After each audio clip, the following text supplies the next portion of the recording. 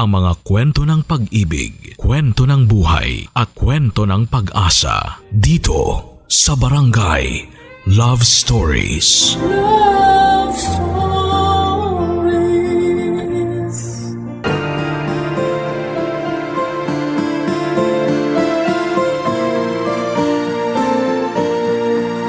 Sa pananampalataya, ang imposible ay nagiging posible.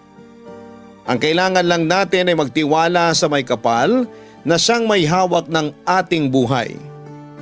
Ikaw, sino ang iyong takbuhan tuwing hindi mo na kaya ang mga problemang buhat-buhat mo? Dear Papa Dudut, alam kong lahat tayo ay dumadaan sa maraming problema. May iba dyan na gusto nang sumuko dahil hindi na nila alam kung ano ang gagawin nila. May ilan naman na nasanay na sa araw-araw na suliraning dumarating sa kanilang buhay. Pero sa kaso ko, para bang bawat pagmulat ng aking mata sa araw-araw ay panibagong dagok ang sumasalubong sa akin. Minsan ay napapatanong tuloy ako kung eto ba ang gustong mangyari ng Diyos o baka naman wala talagang Diyos kung kaya ako nakakaranas ng mga problemang mahirap hanapan ng solusyon. Papa Dudut, ako po si Junie, 23 years old at sa edad kong ito. Pakiramdam ko ay tatalunin ko pa ang mga matatanda sa dami ng mga pagsubok na pinagdaanan ko. Lumaki po akong lumpo. 5 months old pa lamang po ako noong literal na nahulog ako mula sa mga kamay ng tatay ko dahil sa kalasingan. Dahil sa pagkahulog ay hindi na po ako nakapaglakad at lumaki akong nakaupo sa isang wheelchair na gawa sa trolley. Bago pa man ako natutong magsalita ay naghiwalay ang ama't ina ko dahil sa away sa pera. Nakahanap ng bagong kinakasama ang nanay ko at sumama sa bago nitong pamilya samantalang ang tatay ko naman ay nakulong matapos mahulihan ng droga. Naiwan ako sa tiyahin ko na walang ibang ginawa kundi ang ituring akong malas sa kanilang pamilya. Sa kanila na po ako lumaki at nagkamuwang. Pero hindi naging maganda ang buhay ko sa kanila, Papa Dudut. Sila man ang nag-alaga sa akin ay grabe pa sa hayop ang naging trato nila sa akin.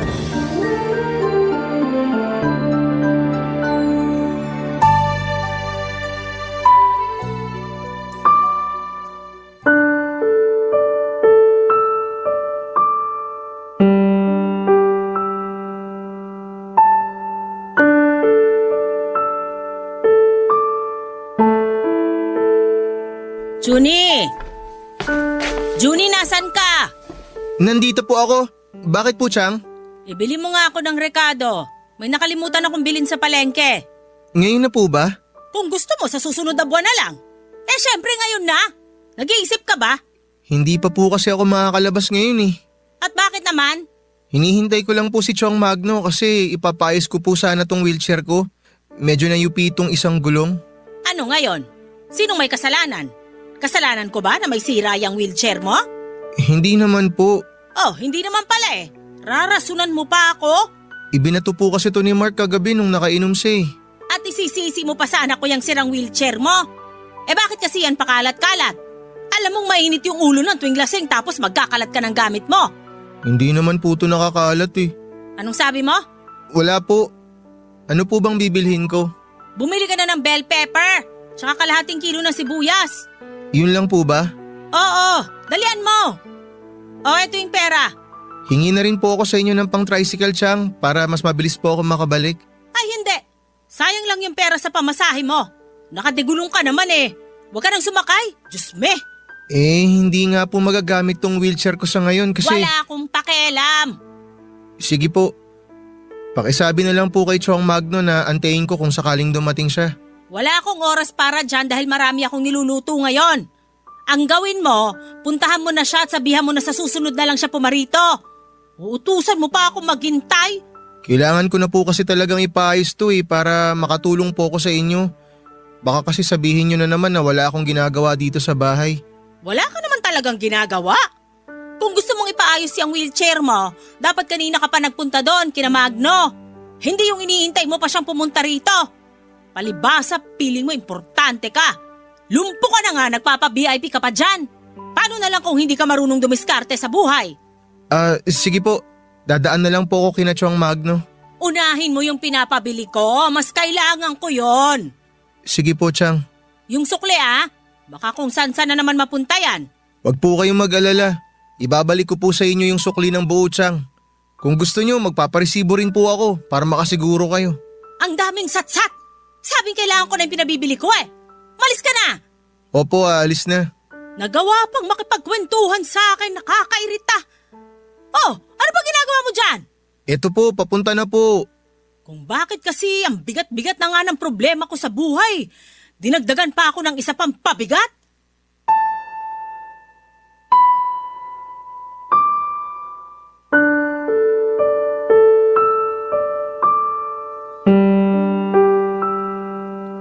Pakiramdam ko noon ay parang walang nagmamahal sa akin. Sa bilyong tao sa mundo ay ni isa ay wala man lang nagkaroon ng concern sa akin. Tuwing gabi ay wala akong ibang ginawa kundi ang umiyak na lamang tuwing naiisip ko ang sitwasyon ko. Pakiramdam ko ay wala akong puwang sa mundong ito. Sinanay ko na lamang ang sarili ko na mapag-isa. Hindi na ako umasa na magkakaroon ako ng kakampi sa buhay. Hanggang sa nakilala ko ang isang dalaga na nagkaroon ng interest sa akin, Papa Dudut. Walang iba kung hindi si Eli.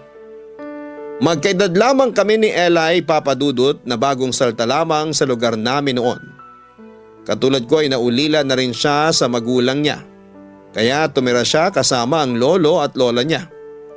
Parehong namatay ang nanay niya sa sunog sa Cagayan de Oro. Dahil wala nang ibang mag-aalaga sa kanya ay lumipad siya papunta ng Maynila sa tulong ng kanilang lolo at lola. Nakatambay ako noon sa tapat ng bahay namin noong una kong nakita si Eli, Papa Dudut. Payat siyang tao at hindi mo akalaing pareho lang kami ng edad. Nagtanong siya sa akin kung saan makakabili ng pandesal. At dahil tulog pa naman ang mga kasama ko sa bahay noon, ay sinamahan ko siya sa pinakamalapit na bakery.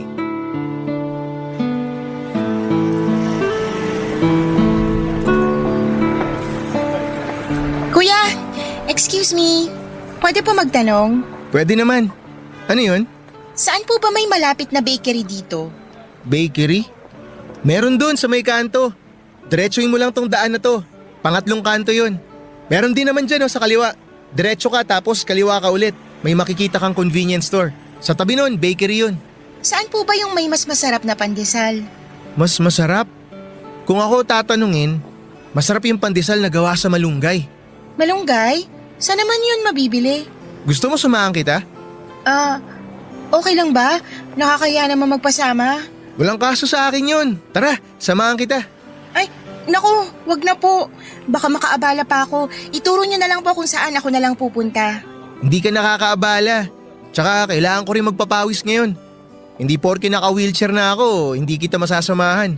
Huwag kang mag-alala, kayang-kaya ko sarili ko. Sige, ikaw ang bahala. Halika, tara na. Malayo ba yun? Malapit lang naman kung dito tayo sa may kaliwa pupunta sa tabi ng convenience store.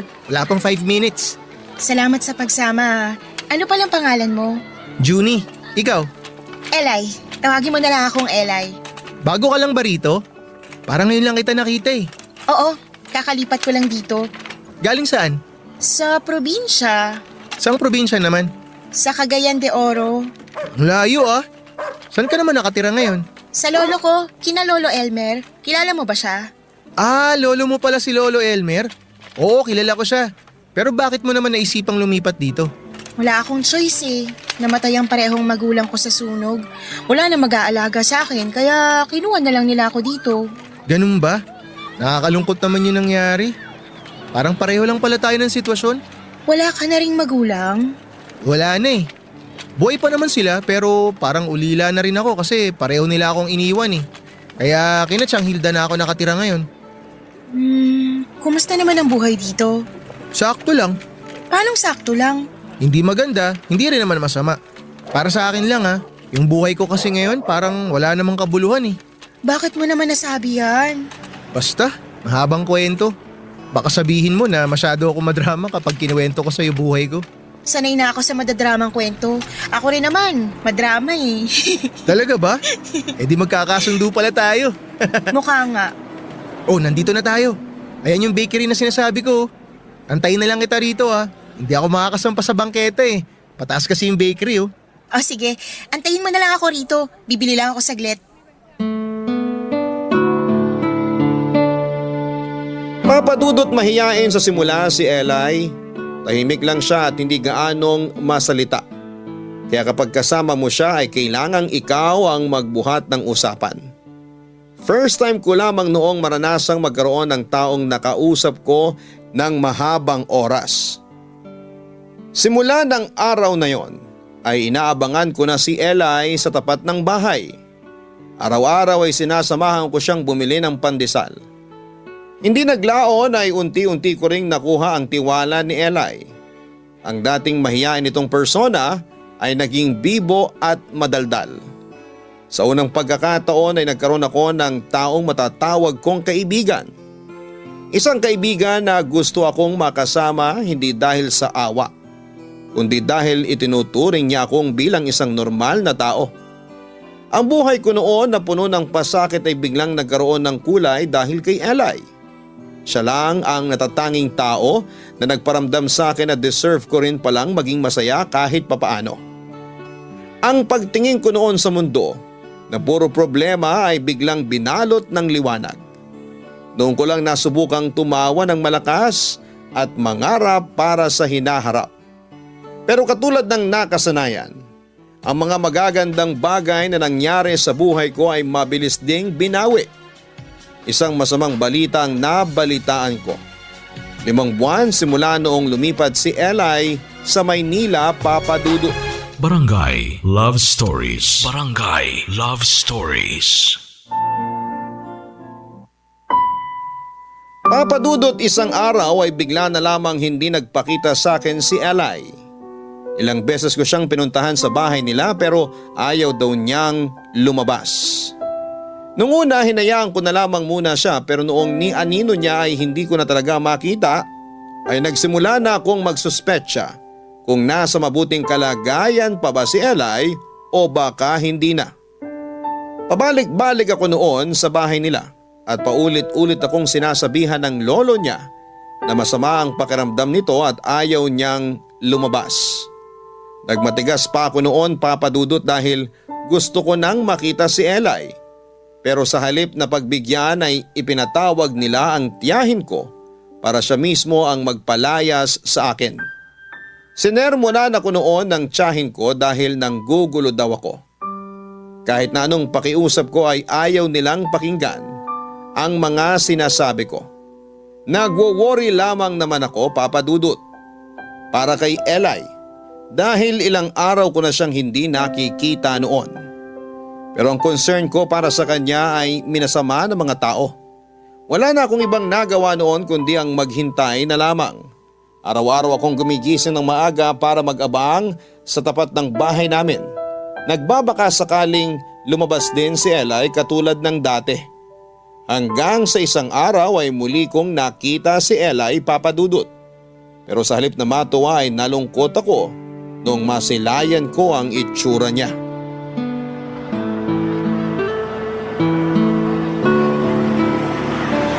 Eli? Eli, ikaw nga! Teka, anong nangyari sa'yo? Pwede ba tayo mag-usap nang walang nakakakita sa atin? Ha? Oo naman! Halika rito, pumasok tayo dito sa loob ng bahay. Okay lang ba rito? Baka makita tayo ng sahin mo. Huwag mo silang isipin, tulog pa yung mga yon. Halika na! Sige. Maupo ka muna. Salamat. Anong nangyari sa'yo?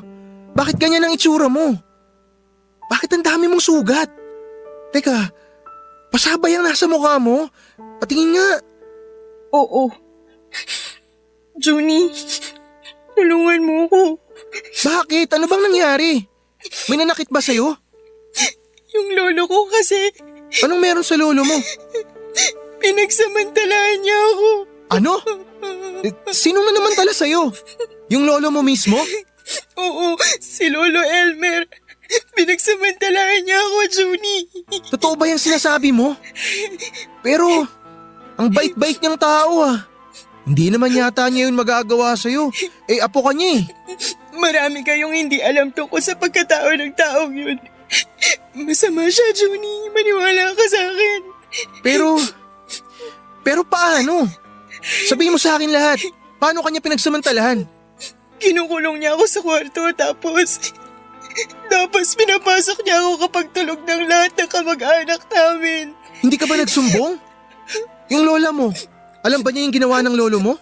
Humingi ako ng tulong sa kanya pero nagbubulag-bulagan lang siya sa mga ginagawa ni Lolo sa akin.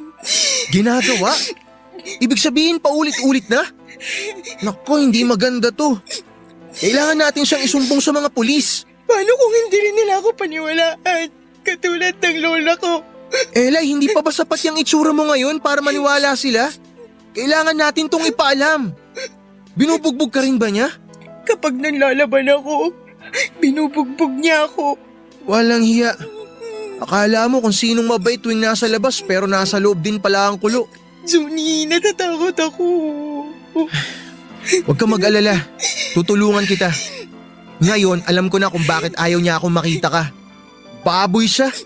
Walang hiya yung matandang yun. Junie, ayoko nang bumalik sa pamamahay na yun. Tara na, sasamahan kita sa mga pulis. Ipapakulong natin yung hayop na lolo mong yun. Sandali, hindi nila alam na lumabas ako. Sigurado ako mapapagalitan ako kapag nalaman nilang nandito ako. O sige, ganito na lang. Bumalik ka na muna dun sa inyo tapos ako nang bahalang lumapit sa kinauukulan. Pero natatakot ako. Huwag kang matakot, tutulungan kita. Magpapatulong tayo. Maraming salamat Hindi ko na talaga alam kung saan ako lalapit eh. Ikaw lang talaga yung unang pumasok sa isipan ko. Lumapit ka sa tamang tao. Hindi kita pababayaan, Elay. Sige na, aalis na ako. Aantayin na lang kita. Oo, sige. Makakaasa ka.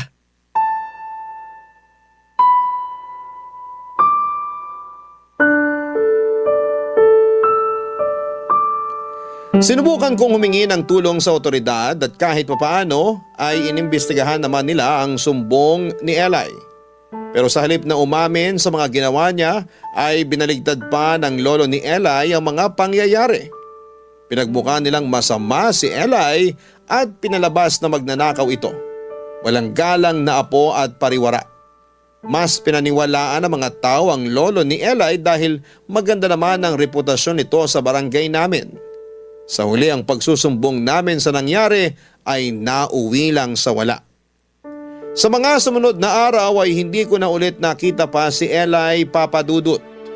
Tuwing lumalapit ako sa bahay nila ay literal na ipinagtutulakan ako palayo ng mga kamag-anak nito. May punto nga noong nasubsob pa ako sa kalsada noong tadyakan ng lolo ni Eli ang wheelchair ko. Pinagtawanan lang nila ako at inayaang bumangong mag-isa.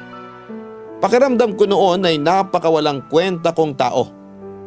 Hindi ko man lang maipaglaban ang kaisa-isang taong nagmamalasakit sa akin noon, Papadudut. Pinaglayo kami ng mga tao ni Eli, Papadudut. Pinagsabihan noon ng lolo ni Eli ang tiyahin ko na huwag nang lumapit pa sa kanila dahil bad influence daw ako sa apo nila. Pinaniwalaan naman yon ng tiyahin ko kaya ang ginawa niya ay kinulong din ako sa bahay. Ganun pa man ay ginawa ko pa rin ang lahat para lamang matulungan si Eli sa problema niya. Hindi ko sila tinantanan, Papadudut. Hanggang sa isang araw, may natanggap ulit akong masamang balita na nangyari tungkol kay Eli.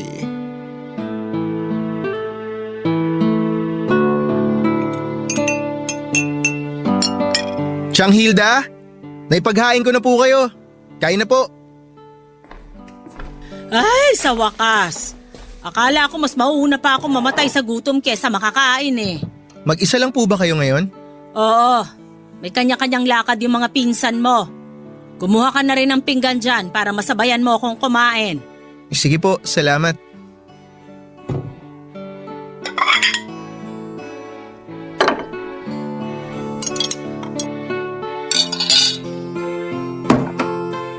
Chang, natanggap na po pala si Mark sa trabaho? Oo, dapat lang na magtrabaho na rin yung batugan na yon. Pasalamat siya at anak ko yung taong yon. Kung hindi, matagal ko na siyang pinaalis sa pamamahay na to para magtanda.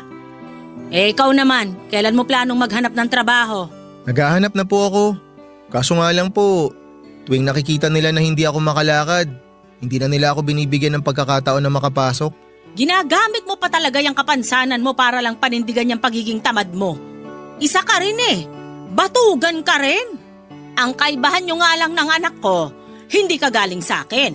Kaya dapat mahiya ka na ikaw na nga ang nakikitira dito, ikaw pa yung walang ambag. Ginagawa ko naman po lahat, Chang. Sila lang talaga yung may ayaw sa akin. Sus, ang daming rason. Kamusta na pala yung kaibigan mo? Sino po? Yung apo ni Elmer. Si Eli po? Ano pong nangyari sa kanya? Hindi mo pa ba nabalitaan? Isinugod yun sa ospital. Ha? Bakit po? Ano pong nangyari? Mukhang totoo yata yung chismis na manyakis yung lolo niya. Ang sabi-sabi, hinalay daw niya yung apo niya. Saang ospital po siya sinugod, Chang? Bakit? Pupuntahan mo? Huwag ka nang makialam sa problema ng pamilya nila. Idadamay mo pa kami eh. Kaibigan ko po si Eli. Kailangan niya ako ngayon. Kapag ba pinuntahan mo siya, gagaling ba siya? Hindi naman ah. Sa halip na lumandi ka dyan sa babaeng hindi naman papatol sa'yo, mas atupagin mo ang paghanap ng trabaho. Pasensya na po kayo. Hindi ko kayo masasabayang kumain ngayon. Maiwan ko na po muna kayo, Chang. Teka. Saan ka pupunta? Sandali lang po ako. Gusto ko lang po siyang makita. Pupuntahan ko lang po muna sandali si Eli. At sino magliligpit nitong hapag? Ako na naman? Ako na nga nagluto? Ako pa rin ang magliligpit? Chang, babalikan ko na lang po lahat mamaya nung maiiwan ko. Gusto ko lang po munang malaman kung kumusta na ang lagay ng kaibigan ko. Subukan mong lumabas. Sisiguraduhin ko hindi ka na makakabalik pa sa pamamahay na to.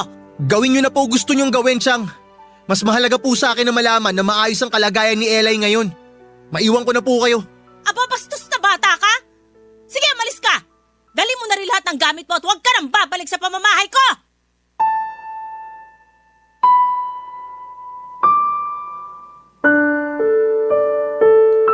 Nang mga panahong yon ay gusto ko lang talagang makita si Eli. Kaya kahit pinalayas ako sa bahay noon ay wala akong pakialam, Papa Dudut.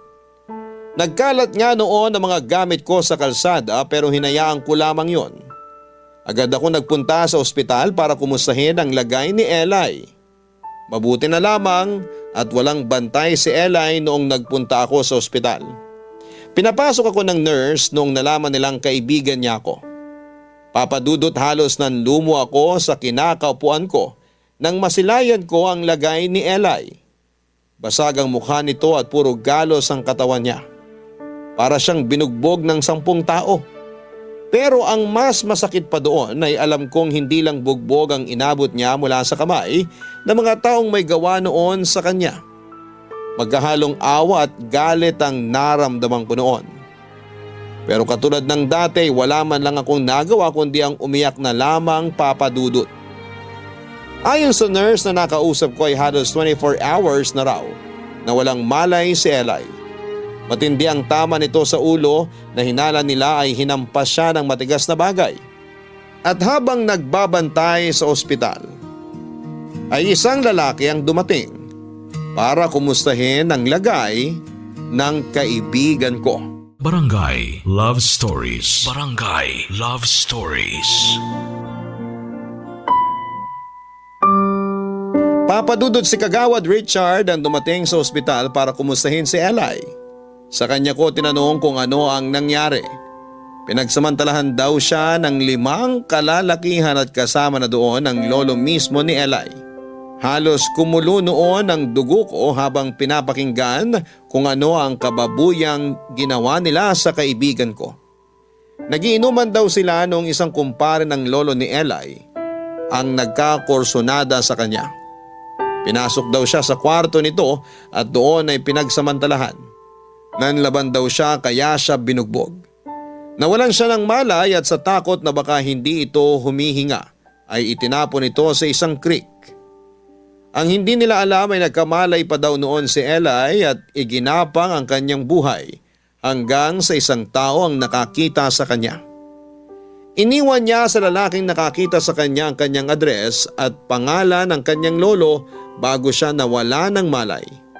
Mabilis na itinakbo sa ospital si Eli at agad nilang naisumbong sa barangay ang nangyari. Nung hanapin nilang kagawad Richard ang lolo ni Eli ay hindi na sila mahagilap. Papadudot, awang-awa ako sa sitwasyon noon ni Eli. Hindi ako makapaniwala na may mga taong ganong kasama na kayang sumira ng buhay ng isang tao. Habang nagpapahangin ako sa ospital, ay isang maliit na chapel ang nakita ko. Sa unang pagkakataon ng buhay ko ay kinausap ko ang Diyos, Papadudot, at humingi ako ng tulong sa Kanya.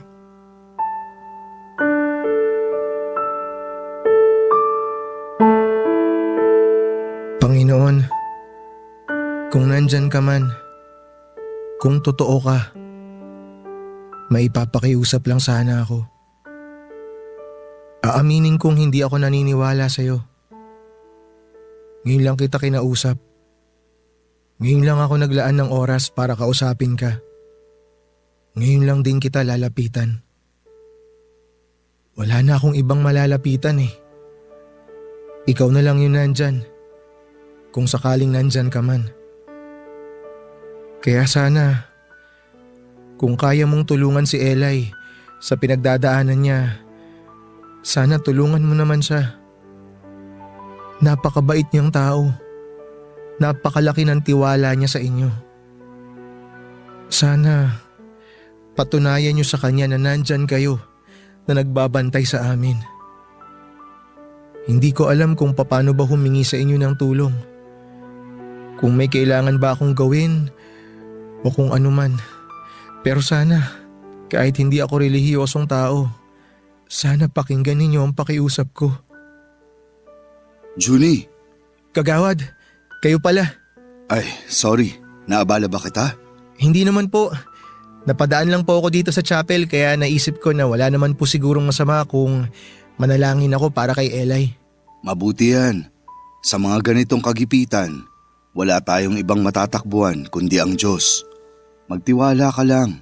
May awa ang Diyos. Totoo ba talaga? Ha? Ano ulit sabi mo? Sorry, di ko narinig. Na may awa ang Diyos? Totoo ba yun? Oo naman. Hindi niya tayo pababayaan. Bakit? Hindi ka ba naniniwala sa kapangyarihan ng Panginoon? Naniniwala lang ako sa mga desisyon ng tao. Yung kapalaran natin, yung mga nangyayari sa atin, kagagawa natin lahat yun o ng mga tao sa paligid, hindi ng Diyos. Diyan ka nagkakamali. Mahirap mag-explain sa taong ayaw maniwala. Pero alam mo, Junie, ang pananampalataya sa Diyos, hindi yan pinipilit. Kaya kung ngayon hindi ka pa handang tanggapin ng Diyos dyan sa puso mo, hindi kita pipilitin. Gusto ko lang malaman mo na naniniwala ka man sa Kanya o hindi, anak pa rin ang turing sa'yo ng Panginoong Diyos. Kung ganun, bakit naging ganito ang buhay ko? Bakit niya hinayaan na mangyari ang ganong klaseng bagay kay Eli? Malalaman mo ang rason ng lahat ng katanungan sa utak mo kapag naintindihan mo na kung paano tayo binabantayan ng Panginoon. Hindi naman sa nanghihimasok ako pero subukan mong kilalanin ang Diyos, Junie. Maglaan ka ng puwang dyan sa puso mo para intindihin ang mga salita ng Diyos. At sigurado akong mahahanap mo rin ang sagot sa katanungan mo. Isa lang naman ang gusto ko eh. Gusto kong gumaling na si Eli. Gusto ko na gumising na siya para makabalik na kami sa dati. Mangyayari din yan, magtiwala ka lang. Makapangyarihan ng Diyos. At saka ko na kahit hindi mo manhilingin sa Kanya, alam na niya ang mga bagay na ipinapanalangin mo. Maraming salamat po. Susubukan ko. Susubukan ko pong magtiwala sa Kanya. O siya, sige. Maiwan na muna kita. Ikaw na ang bahala kay Eli? Opo, ako na pong bahala. Babantayan ko siya hanggang sa magising siya. Pero, kumusta na po pala yung kaso sa mga gumawa nito sa kanya? Pinaghahanap na sila. Huwag kang mag-alala. Hahanapin namin ang mga taong may kasalanan ng lahat. Salamat po. Walang anuman.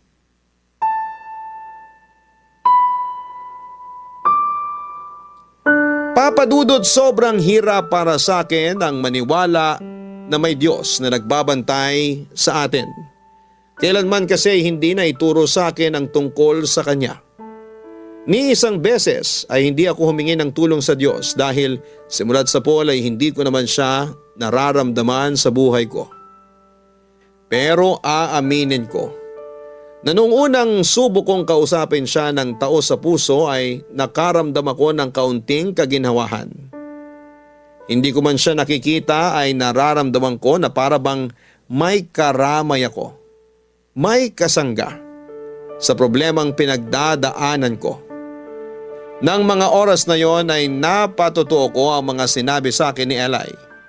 Nasa puso at isipan natin ang paniniwala natin sa may kapal. Wala ito sa mga salitang binibitawan natin kundi ang paniniwala ay dapat na nanggagaling mismo sa puso. Sinikap kong pag-aralan ang buhay ng Panginoon. Halos araw-araw akong nagpupunta ng simbahan para humingi ng tulong sa Diyos. Na sana'y bigyan niya ng milagro at tulungan si Eli na malampasan ang pagsubok na pinagdaanan niya. Sa pagbabalik ko sa simbahan ay isang madre ang nakapansin sa akin. Isang hapon ay nilapitan niya ako at nakipag-usap siya sa akin. Sa kanya ko ay kinuwento ang lahat ng pinagdadaanan ko sa buhay, kung papaanong nung araw ay hindi ako naniniwala sa Diyos.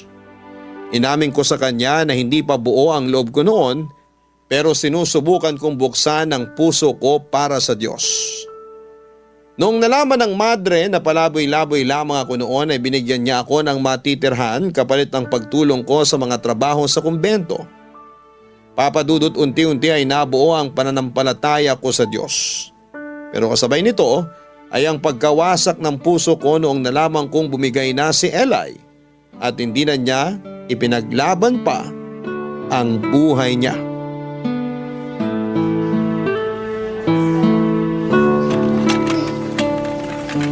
Oh, kagawad! Nandito pala kayo. Tinawagan ako ng mga nurse. Saan ka nang galing? Kumain lang po ako sa labas sa tapat nitong ospital. Bakit po? May nangyari ba? Teka, nasa na si Eli? Bakit bakante po tong kwarto niya? Junie, wala na si Eli. Ano? Hindi pwede. Ano pong wala na? Okay lang sa kanina nung iniwan ko siya eh. Cardiac arrest. Hindi ko pa alam kung ano talaga yung nangyari. Nung dumating ako rito, nire-revive na siya. Hindi! Hindi! Eli! Eli! Nasaan na po siya, kagawad? Inilipat na siya sa morgue. I'm sorry, Junie. Hindi! Hindi pwede mangyari to! Sabi mo kapag nanalangin ako sa Diyos, gagaling si Eli! Pero bakit? Bakit ganito? Bakit namatay yung kaibigan ko? Junie, huminahon ka. Pesteng buhay ito! Wala nang magandang nangyari! Kung totoo man na may Diyos, bakit ganito yung ginawa niya sa akin? Bakit? May kasalanan ba ako? Dahil ba hindi ako naniniwala sa kanya kaya ginawa niya sa akin to? May tanong ako sa'yo. Bakit mo sinisisi ang Diyos kung hindi ka naman pala naniniwala sa Kanya? Bakit siya ang kine-question mo tuwing may masamang nangyayari sa'yo? Siya ang sinisisi mo sa lahat ng nangyayari sa'yo pero hindi mo naman magawang maniwala na may isang makapangyarihan sa itaas na gumagabay at nagbabantay sa atin. Ikaw na mismo ang nagsabi, kagawad, na magtiwala ako sa kanya. Ano kayo na nangyari? Nagtiwala ka kasi umaasa kang may kapalit. Hindi ka nagtiwala dahil naniniwala ka sa Diyos, kundi dahil sa tingin mo, yun ang makakatulong sa'yo. Hindi ba ganun naman dapat talaga? Alam mo, ganyan kalimitan ang problema sa mga tao. Sakalang nakakaalala ang iba kapag may kailangan sila, kapag may masama silang pinagdadaanan, kapag wala na silang ibang malapitan. Laging last choice ang Diyos na hindi naman dapat. Dapat ang Panginoon ang sentro ng buhay natin. Lahat ng ginagawa natin ay para sa Kanya, hindi dahil may inaasahan tayong kapalit. Hindi natin kailangang humingi. Siya mismo ang magbibigay ng mga pangangailangan natin. Dahil siya mismo ang nakakaalam nito. Hindi ko kayo maintindihan. Junie, araw-araw marami ang namamatay. Marami ang sinusubok ang buhay. Pero sa lahat ng taong nakakaranas ng problema ngayon, sa tingin mo, bakit ikaw dapat ang masagot ang panalangin? Dahil ako ang mas nangangailangan ng tulong ngayon. Si Eli lang ang kaisa-isang taong nagkaroon ng concern sa akin, kagawad. Siya lang. Yun lang naman ang hinihingi ko eh. Nandun na tayo. Pero wag mong ilis ang tanong ko. Kung ako man ang Diyos, mas tutulungan ko yung taong nagtitiwala at naniniwala sa akin kaysa sa taong ngayon lang lalapit dahil kailangan niya ng tulong ko. Para sa akin yon. Pero ang Diyos, hindi siya namimili ng tutulungan. Alam niya ang ginagawa niya at kilala niya kung sino ang mga tao na deserve ang kanyang tulong. Hindi ko ba deserve ang tulong niya, kagawad? Hindi ko ba deserve yon? Hindi ko alam. Ang alam ko lang, itong pagkawala ni Eli, ang ibig sabihin lang nito, may gusto siyang aral na ipaintindi sa'yo. Hindi ko kailangan ng aral. Yun ang kailangan mo ngayon. Dahil sa nakikita ko, biktima ang tingin mo sa sarili mo. Tingin mo, pinagtitripan ka ng mundo dahil wala nang magandang nangyari sa'yo. Pero ni isang beses ba, nasubukan mong magpasalamat sa mga bagay na natatanggap mo? Tulad naman ng ano? Ikaw na umihinga pa rin hanggang ngayon. Ikaw na katatapos lang kumain ng panangalian. Ikaw na hindi man makalakad, binigyan ng pagkakataon na makapagsalita, makakita, makarinig. Yung pagdating ni Eli sa buhay mo, na ipagpasalamat mo ba yun? Hindi, kasi ang nakikita mo lang ay yung mga masasamang bagay na nangyayari sa'yo. Junie, maniwala ka sa akin. Bigyan mo ng chance ang sarili mo at subukan mong kilalanin ang Diyos. At sigurado akong gaganang dinadala mo dyan sa dibdib mo. Pasensya na kayo, kagawad. Sobrang sakit lang po para sa akin yung maagang pagkawala ng kaisa-isang kaibigan ko eh. Naiintindihan ko. Maiwan na kita para mapag-isa ka. Kailangan ko pang asikasuhin ang mga labi ni Eli.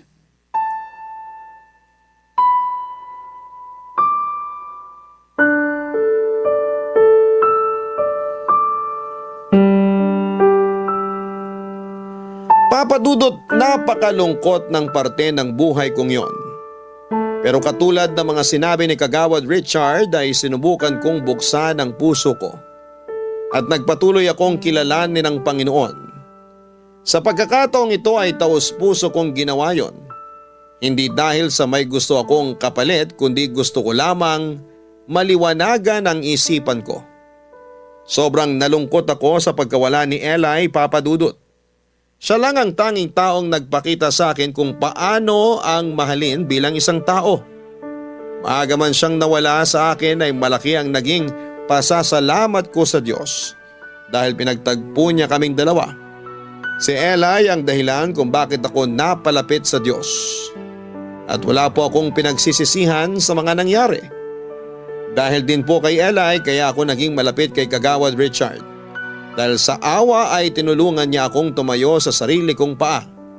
Binigyan niya ako ng trabaho para matustusan ang pangangailangan ko sa araw-araw. Ilang buwan ang nakalipas ay nahuli rin sa wakas ang 3 sa 5 taong lumapastangan kay Eli. Patuloy pa rin pinaghahanap ang 2 pang sospek hanggang sa ngayon. Paminsan-minsan ay nadadaan-daanan ako ng tiyahin ko sa amin dahil sa iisang lugar rin naman kami nakatira. Kung noon ay grabe ang galit ko sa kanila, ngayon ay napatawad ko na sila, Papadudot. Tuwing nakikita kami ay lagi ko siyang binabate kahit na hindi niya ako pinapansin. Papadudot, sa pagiging malapit ko sa Diyos ay naging malawak ang pangunawa ko. Ang lahat ng nangyayari sa paligid at sa buhay ko ay alam kong may rason. At maganda man ito o mabuti ay ipinagpapasalamat ko ito lahat sa Panginoon. Dahil sa huli ang lahat ng mga dumadaan sa buhay ko ay isang aral ang iniiwan ng bawat isa. Dito na po nagtatapos ang aking kwento. Pagpalain po nawa kayo ng Diyos. Maraming salamat po. Ang inyong forever kapuso at kabarangay, Junie. Nagustuhan ng iyong napakinggan? Ituloy yan via live stream sa www.gmanetwork.com/radio. Barangay LS 97.1 Forever!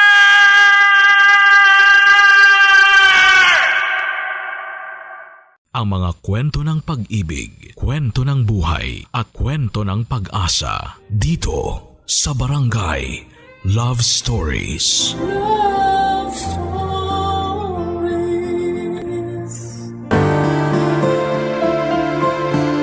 Sa bawat tagumpay ay huwag sana natin kalimutang balikan ang mga tumulong sa ating pag-angat. Dahil ang pagtanaw ng utang na loob ay tanda ng pasasalamat.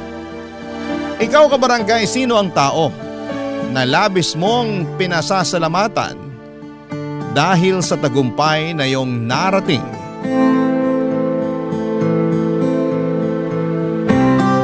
Dear Papa Dudut, magandang tanghali po sa inyo at sa mga nakikinig ngayong oras. Itago nyo na lamang po ako sa pangalang Ronald. 64 years old at isang dating magsasaka. Libangan na rin talaga naming mag-asawang pakikinig sa istasyon ninyong Barangay LS 97.1 at etong Barangay Love Stories, ang palagi naming inaabangan sa tanghalian. Dalang-dala kasi kami sa mga kwento na inyong iniere. At hindi ko naisip na darating ako sa punto na ako rin mismo ang gagawa ng sulat para makapagbahagi ng sarili kong kwento, Papa Dudut. Ang kwento ng buhay ko na sana ay kapulutan naman ng aral ng ating mga kabarangay na nakikinig ngayon. Maaga kaming naulila sa mga magulang ng kapatid kong si Elena, Papa Dudut. Namatay ang nanay namin dahil sa cancer at sakit sa baga ang kinamatay ng tatay namin. Mula noon ay ako nang nagtatrabaho para sa araw-araw na gastusin sa bahay namin. Hanggang grade 6 lang din ang natapos ko noon, pero para sa akin ay sapat na yon. Dahil marunong naman akong magbasa, magsulat at magbilang. Naniniwala ako na hindi na ako maluloko o malalamangan ng ibang tao dahil hindi na ako isang mangmang. Sapat na ang kaalaman ko para makapagtrabaho ako ng maayos at kumita ng pera. At ang pagsasaka ang naging trabaho ko nang kami na lamang ng kapatid kong si Elena ang magkasama sa buhay, Papa Dudut.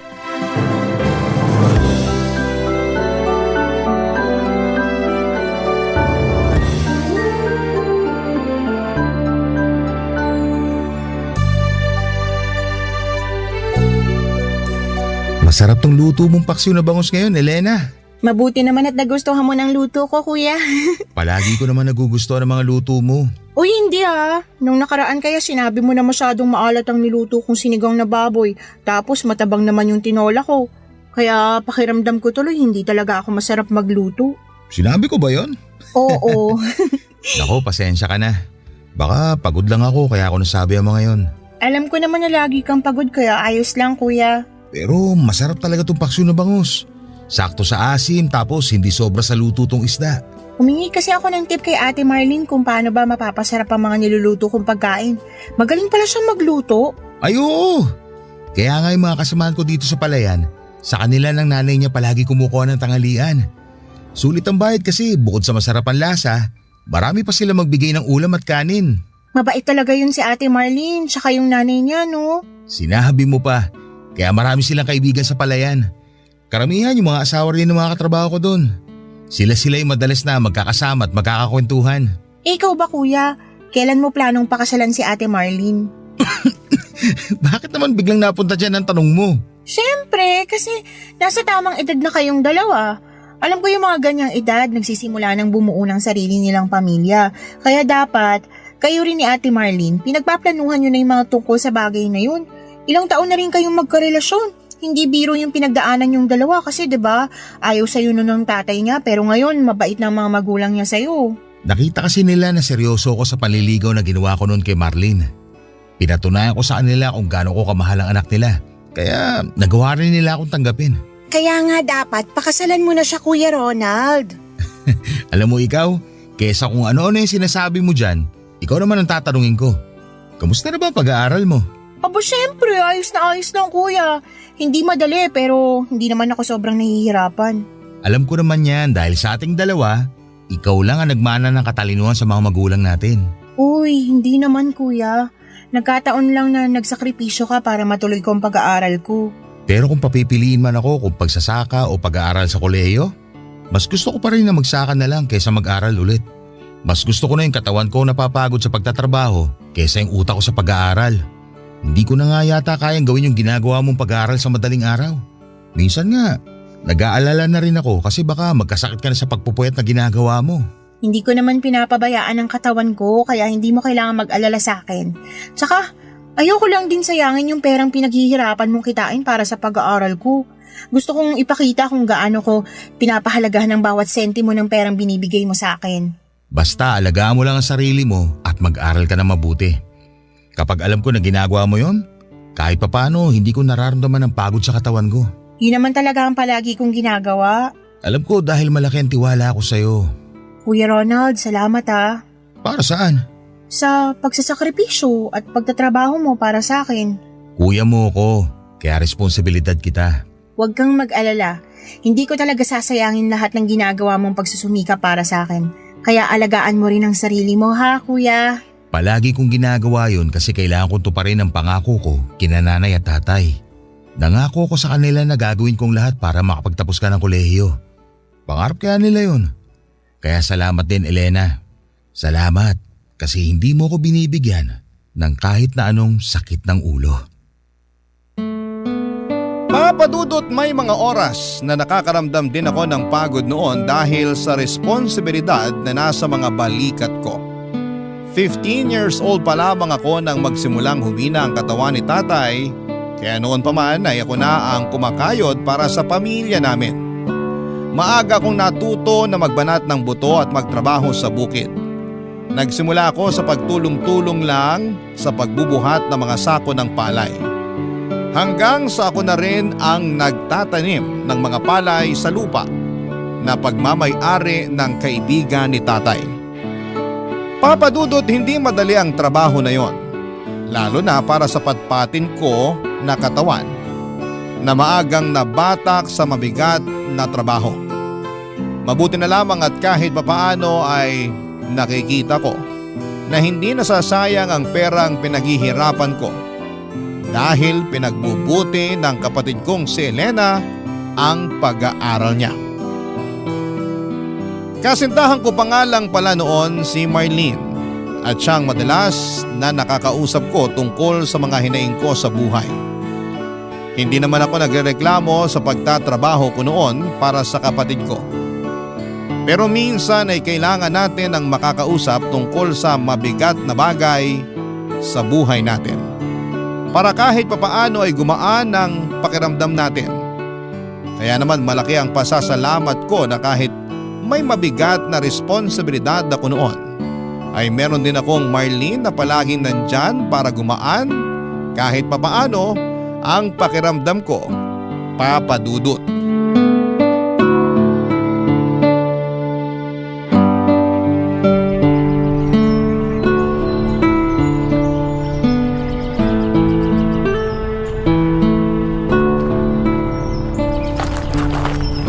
Kuya Ronald, nandito na kami ni Ate Marlene.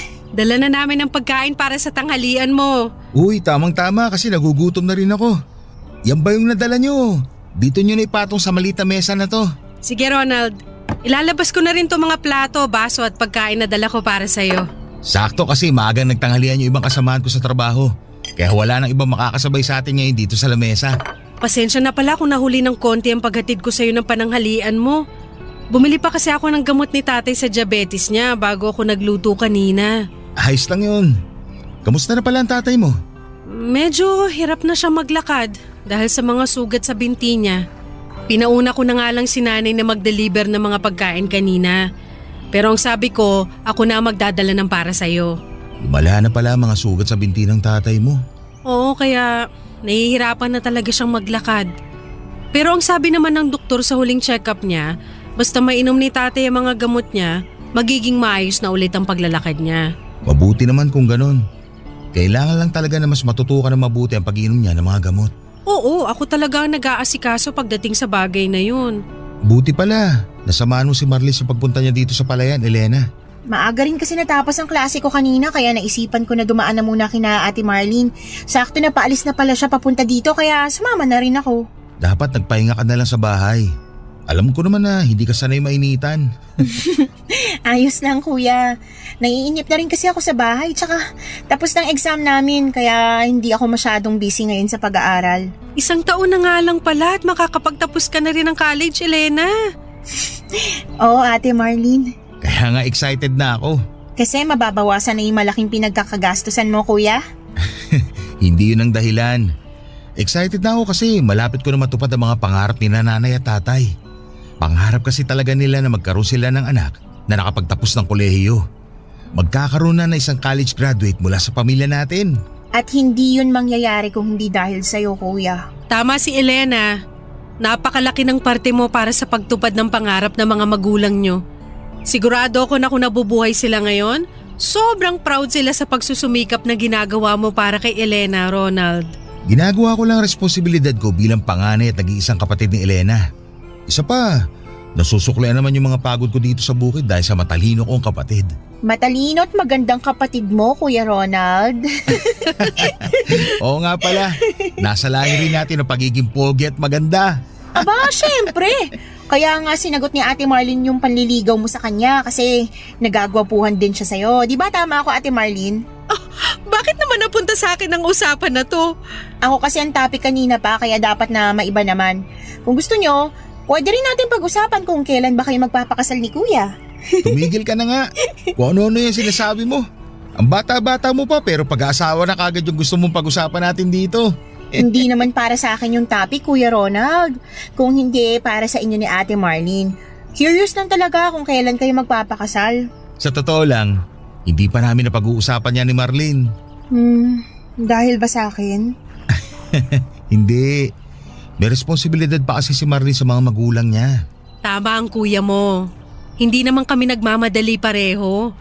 Ang mahalaga, alam namin na mahal namin ang isa't isa. Sapat na muna yon sa ngayon. Dahil sigurado naman kami na darating ang araw na magsisimula din kami ng buhay na para sa aming dalawa. Papadudot noong nabubuhay pa ang mga magulang namin ni Elena. Alam ko na siya talaga ang paborito ng mga ito.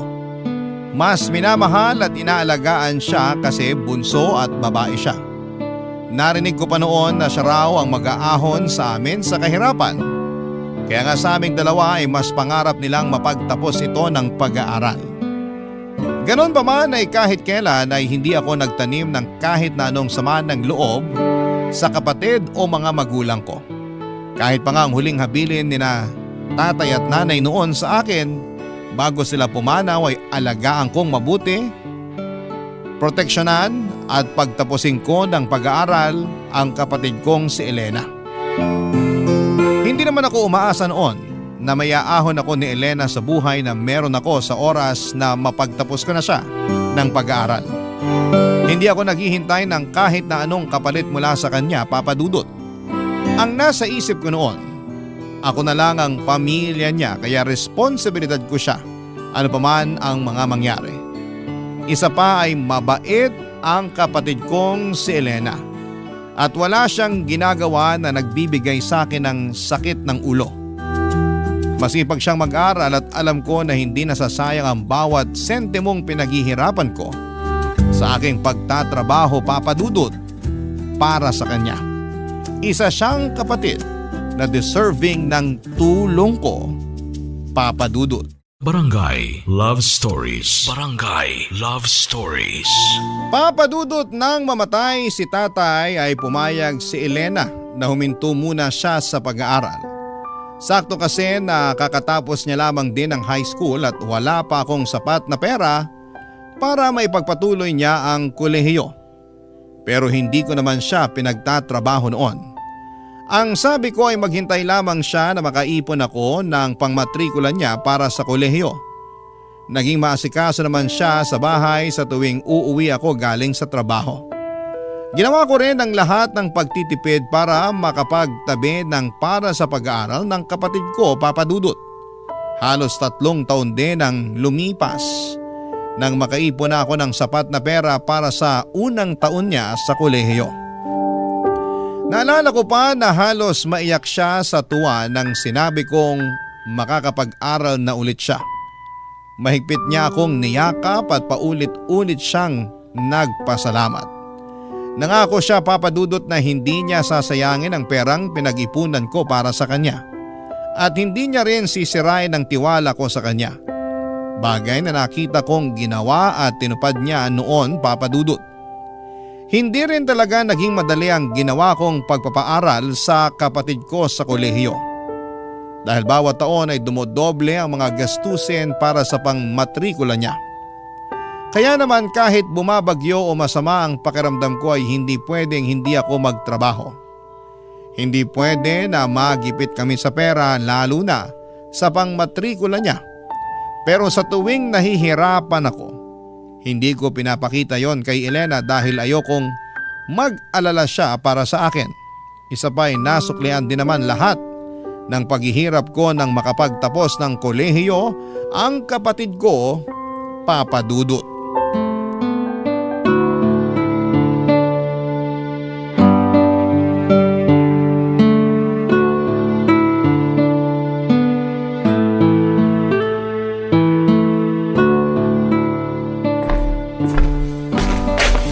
Nandito ka lang pala sa kusina, Kuya Ronald.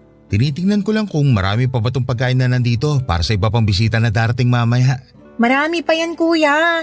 Ilan lang naman yung kumakain sa sala ngayon, tsaka yung darating pa mamaya. Mga ibang kamag-anak lang din natin halos kasi yung mga kaklase ko may kanya-kanya ring celebration sa mga bahay nila.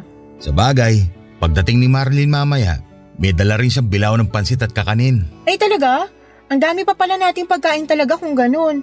Pero thank you, Kuya. Nagpakatay ka pa talaga ng biik para lang maipaghanda ako. Siyempre naman, hindi pwedeng hindi natin i-celebrate ang pagtatapos mo ng kolehiyo. Thank you talaga, Kuya, sa lahat ng ginawa mong pagtatrabaho para makatapos ako ng pag-aaral ko. Salamat din kasi sinuklean mo ng maayos na pag-aaral ang lahat ng ginawa ko.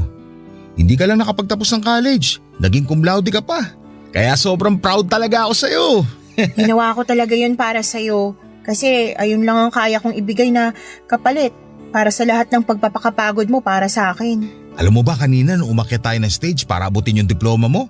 Sobrang nagpipigil akong maluha. Kaya palang sabi mo kanina, sinisipon ka kaya pa na yung pagsinghot mo. Oo, buti nga napigilan ko ang sarili ko na maluha kanina kahit mahirap. Sobrang saya kasi talaga ng nararamdaman ko lalo na nung malaman ko na cum laude ka pala. Hindi ko talaga kaagad sinabi sa'yo para masurpresa kita. Gusto ko kasi na ibigay yun na regalo sa'yo. At nagawa mo yun, Elena. Yun ang pinakamasayang regalong natanggap ko sa buong buhay ko. Basta, ako naman ang babawi sa'yo, Kuya. Hindi mo kailangan gawin yun. Susuklian ko lahat ng ginawa mong pagsasakripisyo para sa akin. Gagawin kong mas magaan ang buhay para sa ating dalawa. Unahin mo muna ang sarili mo bago ako. Basta, nandito lang ako palagi para suportahan ka sa mga plano mo. Kasama ba sa mga susuportahan mo sa akin yung plano kong pagluwas sa Maynila? Itutuloy mo na ba talaga yun?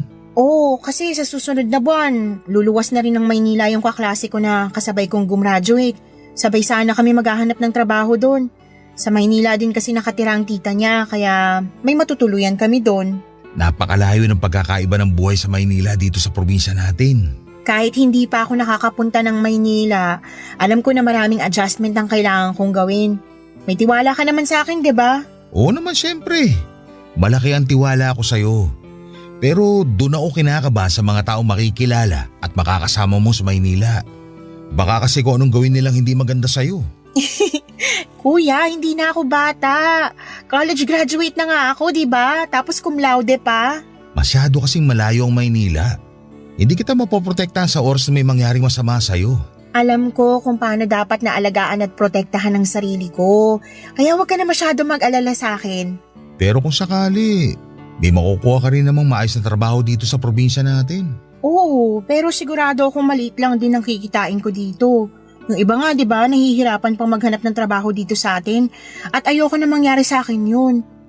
Isa pa, kuya, pakiramdam ko kasi nasa Maynila ang trabaho na magiging daan para maging mas maayos ang buhay natin.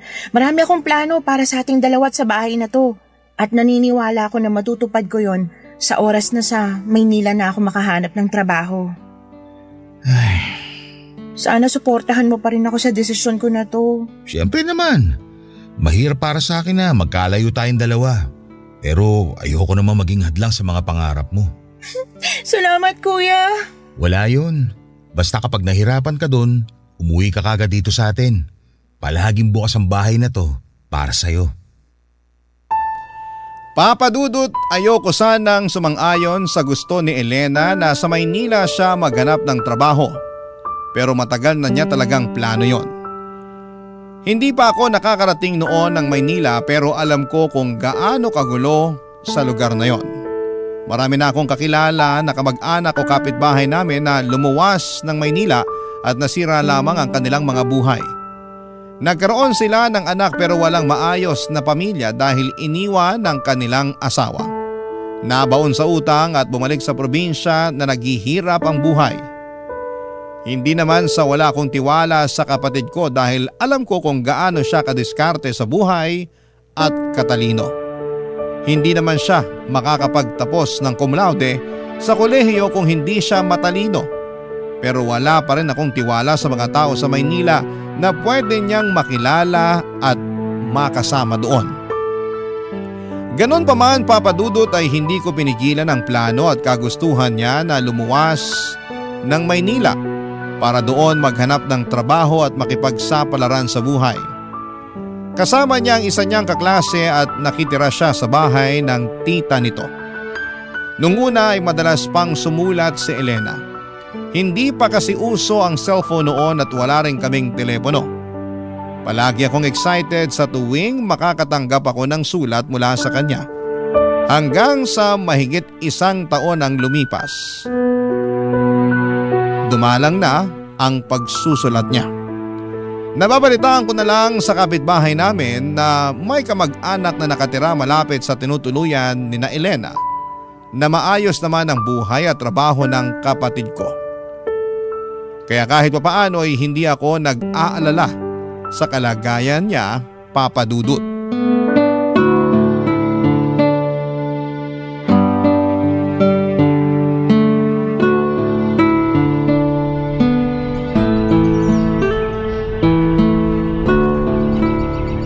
Ronald! Halika na rito, magtanghalian ka muna. Sige, papunta na ako dyan. Ay, napakainit ang panahon. Oo nga eh. Eto, may dala akong face towel. Akin na yung hawak mo kasi mukhang masyado ng basa ng pawis yan. Ay, salamat. Ito, iba talaga ang init ng araw ngayon kumpara nung nakaraang taon. Sinabi mo pa. Parang kada taon mas tumitindi talaga ang init ng panahon. Uminom ka muna ng tubig. Oh, Buti malamig tong dinala mong tubig para sa akin. sinadya ko talaga yan. Kasi alam ko na ibang pagod mo ngayon dito sa bukid. Galit na galit kasi talaga yung araw oh. Kahit nga nakapayong ako habang naglalakad kanina papunta rito, pakiramdam ko napakalapit lang ng araw sa nilakaran ko. Oh, eto na ang plato mo na may kanin at binagoong ang baboy. Salamat, Marlene. Mukhang mapaparami ako ng kain niyan kasi binagoong ang baboy pala tong niluto mo ngayon para sa akin. Alam ko kasi na paborito mo yan. At isa pa, matagal na akong hindi nakakapagluto ng ganyan. Kilalang kilala mo na talaga ako ah. Aba syempre naman kasi mahigit 3 taon na tayong magkarelasyon. Kaya kabisado ko na ang maliliit at malalaking detalye na tungkol sa'yo. Nakakatuwa nga kasi parang kailan lang nung unang beses ako umakyat ng ligaw sa bahay niyo. Naalala ko pa yan, Ronald. Kasi kahit malamig ang gabi noon, napansin ko na walang tigil ang pamumuo ng pawis sa noo at leeg mo. Kinakabahan kasi talaga ako. Dahil kilala nga ang tatay mo sa pagiging masungit at istrikto na forma sa lugar natin. Pero mabait naman si tatay nung nakausap mo na siya, di ba? Mabait naman. Hindi ko lang maiwasan na kabahan sa umpisa.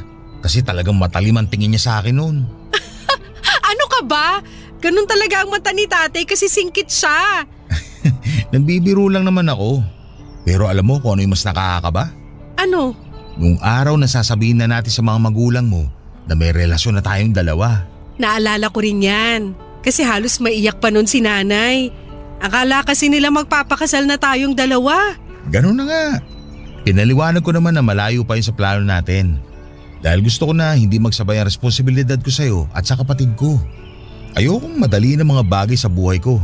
Kasi alam ko na pwedeng pati ikaw, mahirapan kapag nagpadalos-dalos ako pagdating sa mga desisyon na ginagawa ko. Pakiramdam ko nga, yan ang dahilan kung paano mo nakuha ang tiwala ni tatay. Kasi alam niyang responsable ka pagdating sa paggawa ng mga desisyon. Mabuti kasi kung ako lang ang mahihirapan. Maaapektuhan din kasi yung kapatid ko at yun ang ayokong mangyari. Teka, kumusta na pala si Elena? Mukhang maayos naman siya.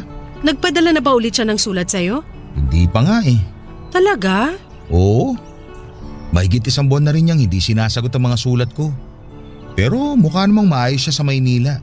Paano mo nalaman? Nakausap ko rin yung magulang ng kaklase ni Elena na kasama niya nagtatrabaho sa Maynila. May pwesto sila ng tindahan sa bayan.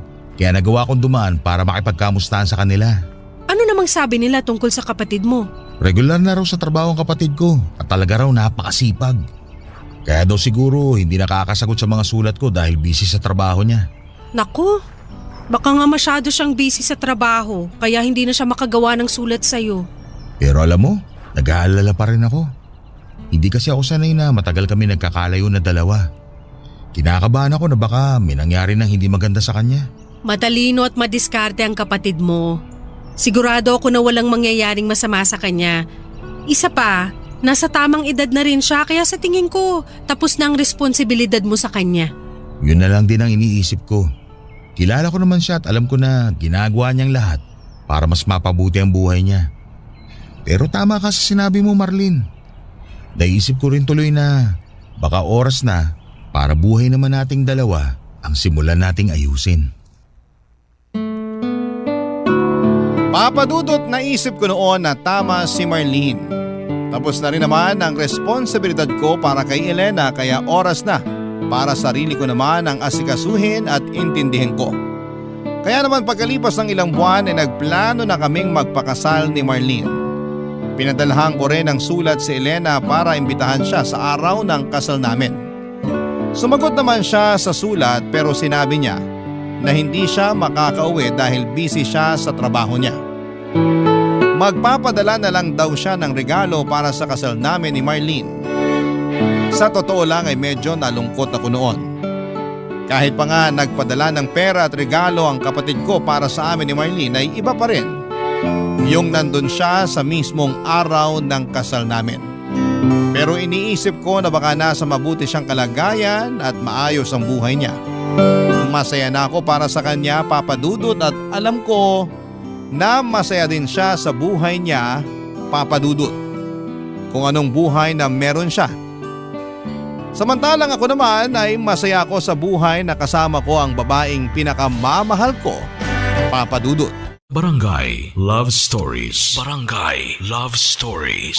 Papa Dudut, tinuon ko na lamang ang atensyon ko sa pag-aasikaso sa pamilya ko.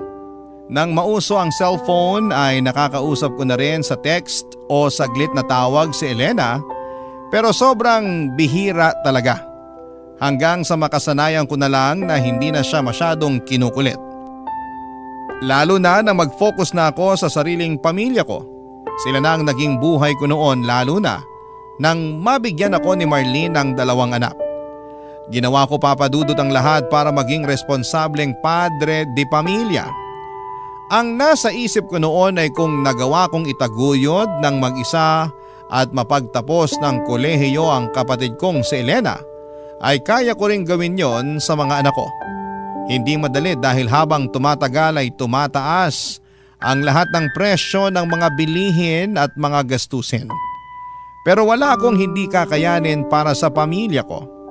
Ilang taon nga ang lumipas, nabalitaan ko na lamang na umuwi ang kapatid ko pero hindi sa bahay namin, kundi sa isang bahay sa bayan na hindi ko alam na nabili na pala niya noon, Papa Dudut.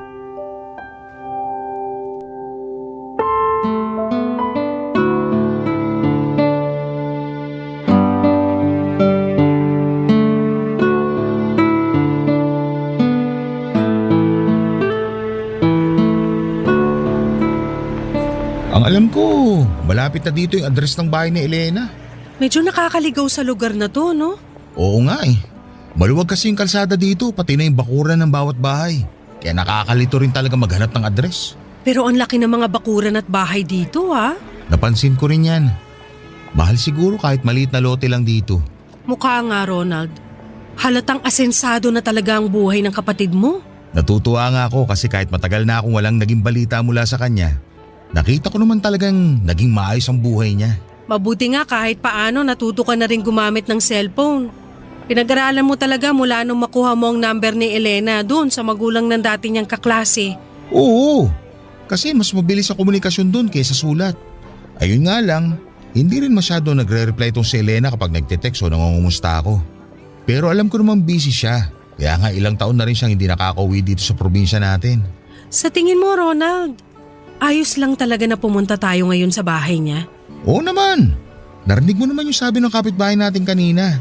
Ngayon daw yung pa-house blessing ni Elena sa nabili niyang bahay.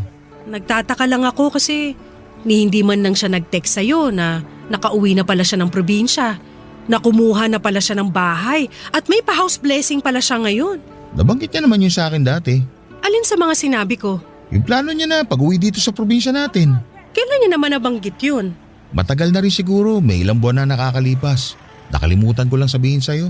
Pero sana, sinabi niya rin yung tungkol sa pagbili niya ng bahay. Kita mo nga, pati ikaw nagulat nang malaman mong nakauwi na siya at doon na siya dumiretso sa bagong bahay niya. Ang buong akala pa naman natin doon siya sa bahay natin titira.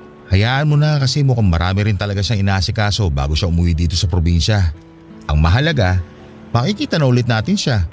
Sa susunod na punta natin, isama natin ang mga bata. Sigurado ako na sabik na rin si Elena na makita at mayakap niya ang mga pamangkin niya. Teka, mukhang nandito na tayo. Ito na ba yung bahay niya? Oo, nakasulat dito sa gate yung address na binigay ng kapitbahay natin. Mukhang ito na nga kasi kita mula sa mga nakabukas na bintana na maraming tao sa loob ng bahay. Tara, pumasok na tayo. Ronald, sandali lang. O bakit? Anong problema? Dito na lang muna tayo sa may gate. Tapos i-text mo na lang si Elena sa cellphone niya. Naku, wala na akong load na pantext o pantawag sa number niya. Pumasok na tayo kasi sigurado naman ako na inaasahan niya rin ang pagdating natin. Pero kasi baka lang… Parang si Elena yung lumabas ng bahay na nakabistidang asul ah. Si Elena nga! Elena! Elena! Si Kuya Ronald mo to! Kuya Ronald? Oo, ako nga to! Kasama ko si Ate Marlene mo! Teka lang, puntahan ko na kayo dyan sa may gate. Sabi sa'yo, di ba? Welcome na welcome tayo sa bahay ng kapatid ko. Elena, kapatid ko! Sobrang na-miss kita. Payakap nga ako.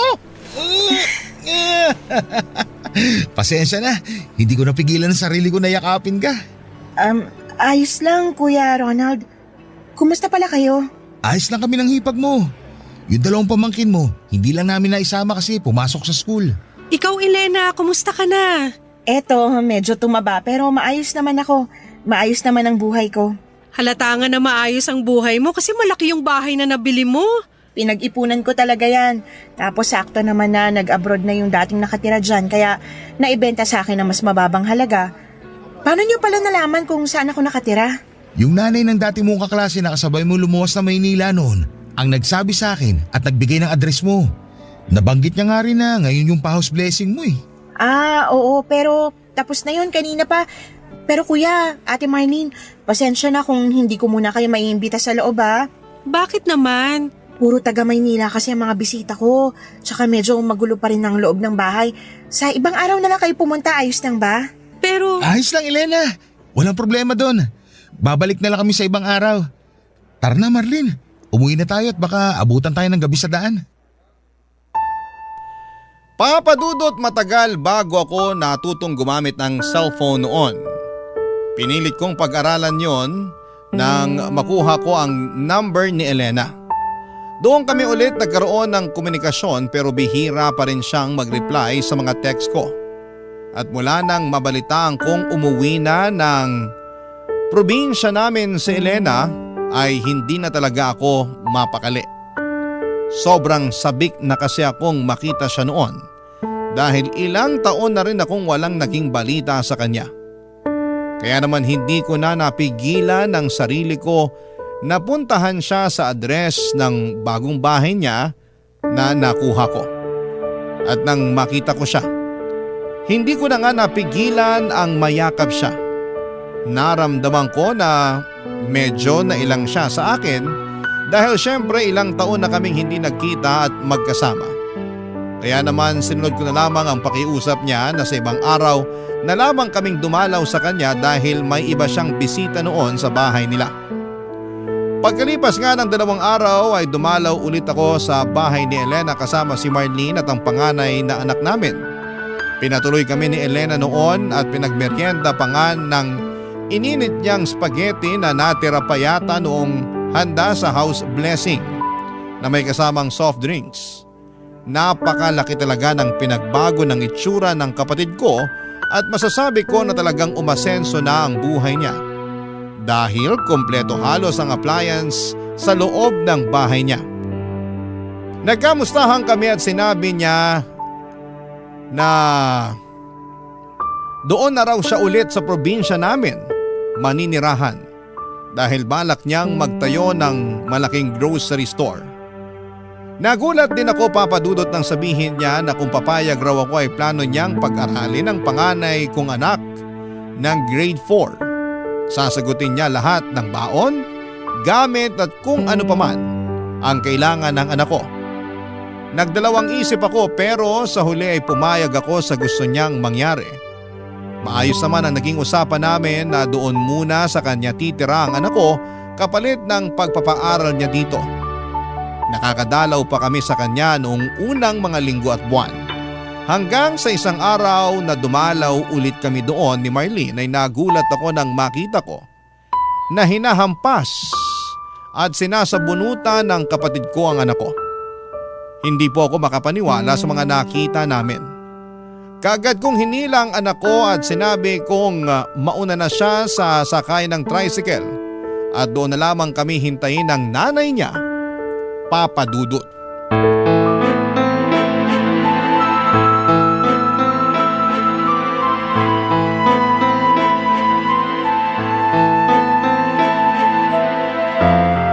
Sabi ko naman sa'yo, Kuya Ronald, dinidisiplina ko lang yung anak nyo ni Ate Marlene. Anong dinidisiplina?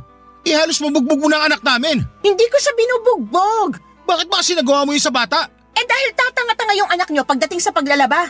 Hindi na naman niya naihiwalay yung pulang damit ko sa mga puti kaya, ayan, humawa na ang kulay. Hindi mo naman kailangang bugbugin ang anak namin.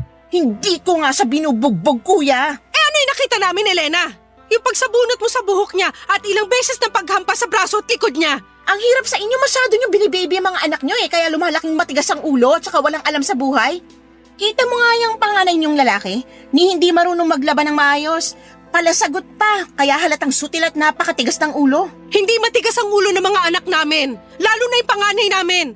At para sabihin ko sa'yo, matalino siya at hindi kagaya ng sinasabi mong walang alam sa buhay. Sinasabi nyo lang yan kasi hindi nyo ginagawa ng tamang pagiging magulang nyo sa mga bata. Ang lakas naman ng loob mo na magsalita ng ganyan. Marlene, tama na! Hindi ako titigil, Ronald!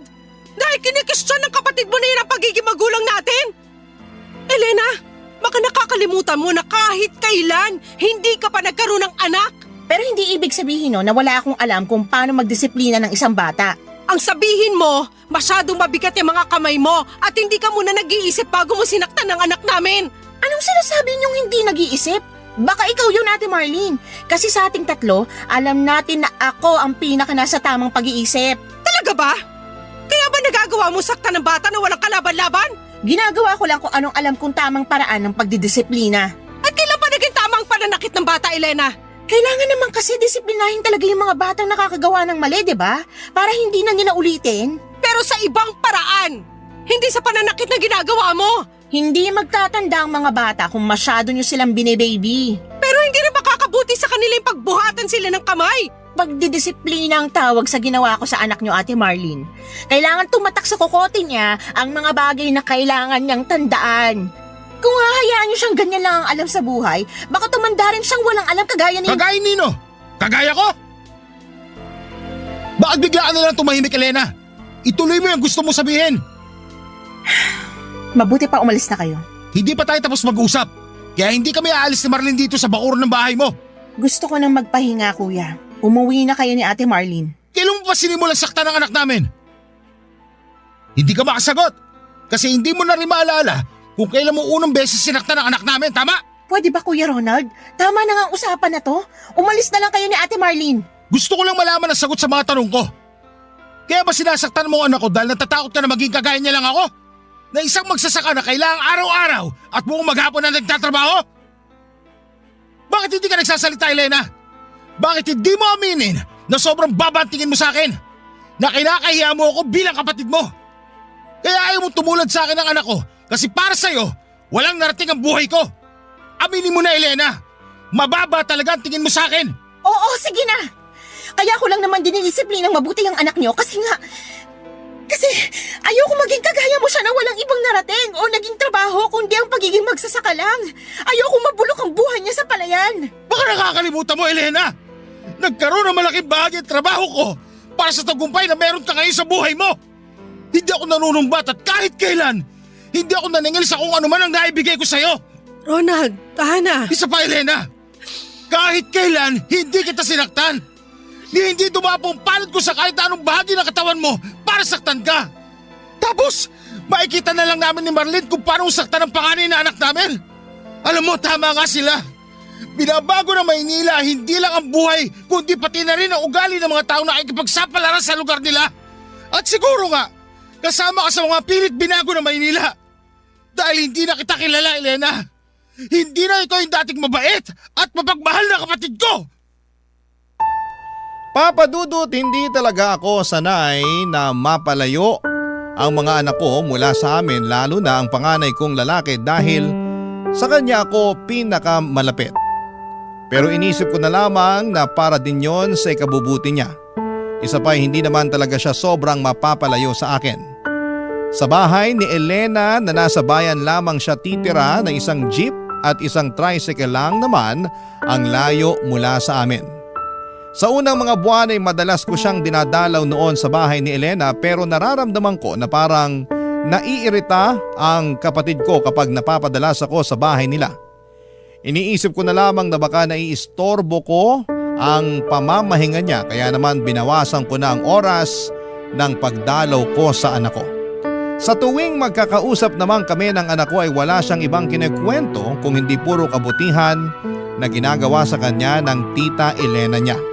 Na palagi raw siya nitong pinapakain ng masasarap na pagkain at hindi masyadong inuutusan sa mga gawaing bahay. Puro magaganda ang kinukwento niya kahit napapansin ko na biglaan ang kanyang pagpayat. Paglalim ng eye bags at paminsan-minsan ay mga pasa niya sa braso. At hindi talaga ako makapaniwala nang makita ng sariling mga mata ko kung paano saktan ang anak ko ng sarili kong kapatid ng mga oras na yon. Kahit kailan ay hindi ko po pinagbuhatan ng kamay ang sino man sa mga anak ko. At ni isang beses ay hindi rin dumapo ang kamay ko sa balat ng kapatid kong si Elena. Kaya naman hindi ko na rin napigilan ang sarili ko na isumbat ang mga naitulong ko kay Elena.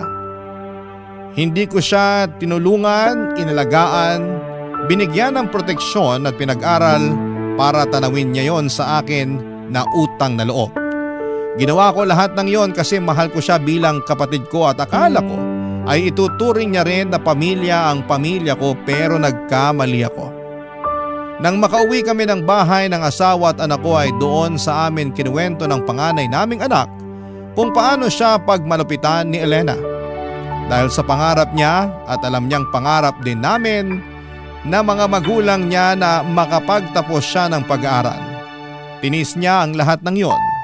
Konting pagkakamali lang daw kagaya ng ilang minuto na maunang magising sa kanya si Elena, hindi makapagluto ng hapunan para dito, maiwan ng walis tambo sa may tabi ng sofa at kung ano-ano pang mga maliliit na bagay ay hampas, batok sa bunot at iba pang pisikal na pananakit kaagad ang natatamo niya. Doon ko mas nakita ang mga tinatago niyang pasa at sugat mula sa kamay ng nag-iisang kapatid ko. Triple ang naramdaman kong kirot nang dahil doon dahil kapatid ko pa mismo ang gumawa noon sa sariling anak ko. Papadudot, mula noon ay hindi na kami nag-usapan ng kapatid ko, pero wala rin akong kahit na sinong pinagsabihan na ibang tao sa pananakit na ginawa niya sa panganay kong anak. May nakarating sa akin na marami na raw siyang nakakaaway sa lugar na tinitirhan niya. Mga kapitbahay na madalas niyang pinapakitaan ng kasamaan ng ugali niya. Pagtatapon ng basura sa gilid ng mga bahay nito, pagpapatugtog ng malakas sa madaling araw, at pag-iingay ng mga bisita niyang galing Maynila. Sa totoo lang, hindi ko na rin alam kung anong nangyari sa kapatid ko, pero siguro'y nabago siya ng mga taong nakapaligid sa kanya. Umaasa po ako, Papa Dudut, na kahit paano ay may naiwan na aral itong kwento ng buhay ko.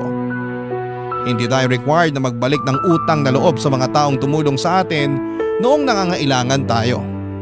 Pero wala ring masama kung paminsan-minsan ay magbabalik na raw tayo at tumulong sa mga taong naging tulay para sa tagumpay ng ating buhay na tinatamasa. Hanggang sa muli, ako ang inyong kapuso at kabarangay forever, Ronald. Barangay Love Stories. Barangay Love Stories. Anong say mo sa Barangay Love Stories na ito? Pagkwentuhan natin sa comment section yan. Nagustuhan ng iyong napakinggan? Ituloy yan via live stream sa www.gmanetwork.com/radio.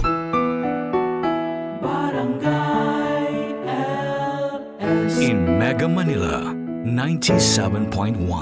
Forever.